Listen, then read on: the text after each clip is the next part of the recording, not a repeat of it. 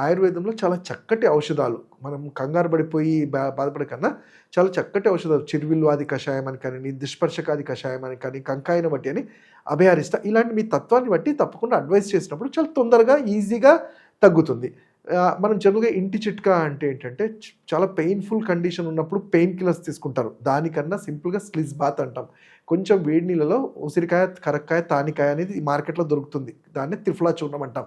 త్రిఫలా చూర్ణాన్ని ఒక 50 గ్రామ్స్ వేసి, ఆ టబ్ కొంచెం గోరువెచ్చనలో కూర్చోవటం వల్ల, అక్కడ ఉన్న యానల్ రీజియన్‌లో ఉండే ఏదైతే స్టిఫ్‌నెస్, బ్లడ్ వెసల్స్ స్టిఫ్‌గా అయి ఉంటాయో, అవి రిలీజ్ అవ్వటంతో పాటు కొంచెం బ్లడ్ సర్క్యులేషన్ పంపింగ్ అయ్యి వాసో డైలేషన్ జరిగి పెయిన్ అనేది రిలీవ్ అవుతుంది. అలానే దీనికి కొన్ని ఔషధాలు కూడా అప్లై చేయించడము, జాత్యాధికృతము ఇలాంటివి ఉంటాయి. అయితే ఏది ఏమైనా ఒకవేళ పైల్స్ లాంటిది మీరు అబ్జర్వ్ చేసినప్పుడు కంగారు పడకుండా ఆయుర్వేద వైద్యుడిని ఎంత తొందరగా కలిస్తే అంత తొందరగా దీనికి చికిత్స లభిస్తుంది. జామకాయ లాంటిది కానియండి, ప్రూన్స్ కానియండి ఇలాంటివి మన డైట్‌లో యాడ్ చేయాలి.